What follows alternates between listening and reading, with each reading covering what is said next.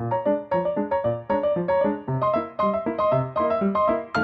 दोस्तों, स्वागत है आपका एक और वीडियो में।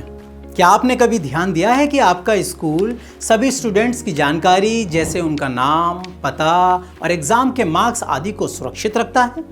इस जानकारी को सुरक्षित रखा जाता है ताकि ये ज़रूरत पड़ने पर काम आए, जैसे पढ़ाई में, किसी कार्यक्रम की तैयारी में या किसी समस्या के समय। इस जानकारी को डेटा कहा जाता है। याद है, हमने फाउंडेशंस ऑफ एआई की वीडियो में डेटा के बारे में सीखा था। इस वीडियो में हम और अच्छे से समझेंगे कि डेटा क्या है, डेटा कहां से आता है और ये एआई सिस्टम्स को काम करने में कैसे मदद करता है। आसान शब्दों में कहा जाए तो फैक्ट्स, अंक, शब्द आदि मिलकर डेटा कहलाए जाते हैं। डेटा सीखने में और पैटर्न्स को समझने में हमारी मदद करता है। पैटर्न्स यानी डेटा में बार बार दिखने वाली समानताएं। इन्हीं पैटर्न्स की वजह से डेटा हमें बेहतर फैसले लेने में मदद कर सकता है। आज के समय में बहुत सारा डेटा फोन्स और कंप्यूटर जैसे डिवाइसेस के जरिए इकट्ठा करके स्टोर किया जाता है। लेकिन ये डिवाइसेस हमारा डेटा इकट्ठा कैसे करते हैं? जैसे आपका स्कूल मार्कशीट्स या एडमिशन फॉर्म से हर स्टूडेंट की जानकारी इकट्ठा करता है, वैसे ही ऐप्स और डिजिटल डिवाइसेस भी हमारे बारे में जानकारी इकट्ठा करके उसे स्टोर करते हैं। ये ऐप्स और डिवाइसेस हमारी जानकारी इन सोर्सेज से इकट्ठा कर सकते हैं। तस्वीरें, ऑडियो रिकॉर्डिंग्स, लोकेशन, सर्च और वॉच हिस्ट्री, टेक्स्ट जैसे कि मैसेजेस और कमेंट्स, सोशल मीडिया पर हमारी एक्टिविटी जैसे कि किसी पोस्ट को लाइक करना या उस पर कमेंट करना। इसके अलावा भी बहुत तरह का डेटा जिसे हम शेयर या उपयोग करते हैं।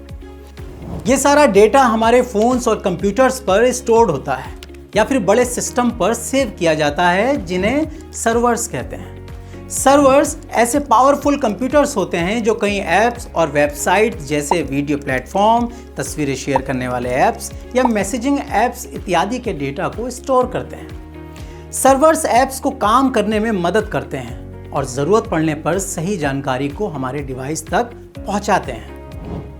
चलिए दोस्तों, अब देखते हैं कि यही डेटा एआई सिस्टम्स को कैसे काम करने में मदद करता है ताकि हम कंप्यूटर्स के फीचर्स का उपयोग कर सकें। याद है, हमने सीखा था कि YouTube हमें हमारी पसंद के हिसाब से वीडियोस के सुझाव देता है। इसके लिए YouTube अलग अलग तरह के डेटा को स्टडी करता है, जैसे हम कौन से वीडियो पर क्लिक करते हैं, वीडियो को कितनी बार देखते हैं, कितनी देर तक देखते हैं और उसे लाइक या डिसलाइक करते हैं या फिर उससे जुड़े सर्वे में क्या जवाब देते हैं। इसी डेटा का उपयोग करके YouTube के एल्गोरिदम्स हमें उन वीडियोस के सुझाव देते हैं जो हमें ज़्यादा पसंद आ सकती है। इसका एक और उदाहरण तब देखने को मिल सकता है जब हम इंटरनेट पर किसी विषय के बारे में सर्च करने जाते हैं। जैसे ही हम अपना सवाल टाइप करते हैं तो टाइपिंग पूरी होने से पहले ही हमें शब्दों के सुझाव दिखने लगते हैं। एआई की मदद से काम करने वाले इस फीचर को ऑटो कंप्लीट कहते हैं। ऐसा इसलिए होता है क्योंकि सर्च एल्गोरिदम्स आपके पिछले डेटा से पॉपुलर सर्च, आपकी लोकेशन, आपकी भाषा, आपके पिछले सर्च रिजल्ट्स इत्यादि के बारे में सीखते हैं। याद है, हमने इस वीडियो की शुरुआत में पैटर्न्स के बारे में बात की थी, यानी डेटा में बार बार दिखने वाली समानताएं। इन्हीं पैटर्न्स का इस्तेमाल करके एल्गोरिदम्स हमें शब्दों के सुझाव देते हैं और सर्च को जल्दी पूरा करने में मदद करते हैं। सिर्फ इतना ही नहीं, एल्गोरिदम्स हमारे सवाल या विषय से जुड़ी और भी सर्च को सुझाव के रूप में दिखाते हैं। ये सब इकट्ठा हुए डेटा से सीख कर होता है। दिलचस्प है ना? तो दोस्तों, हमने अभी दो उदाहरण देखे, एक वीडियो प्लेटफॉर्म यानी YouTube का, दूसरा इंटरनेट पर किसी विषय के बारे में सर्च करने का।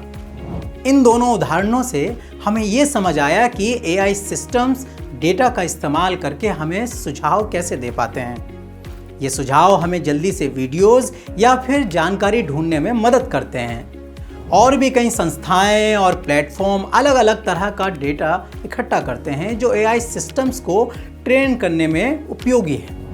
यही एआई सिस्टम्स उन ऐप्स में भी मौजूद होता है जिनका हम रोज़ाना उपयोग करते हैं।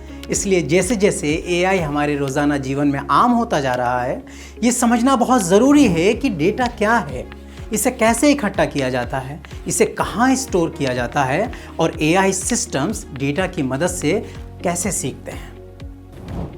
इस वीडियो के जरिए ये सब समझकर आपने डेटा लिटरेट यानी साक्षर बनने की ओर अपना पहला कदम बढ़ा लिया है। डेटा लिटरेट होने का मतलब है ये समझना कि डेटा हमारी डिजिटल जिंदगी को कैसे बदलता है, डेटा का निरीक्षण करना और दूसरों को ये बता पाना और फिर इस ज्ञान का इस्तेमाल करके सही फैसले लेना।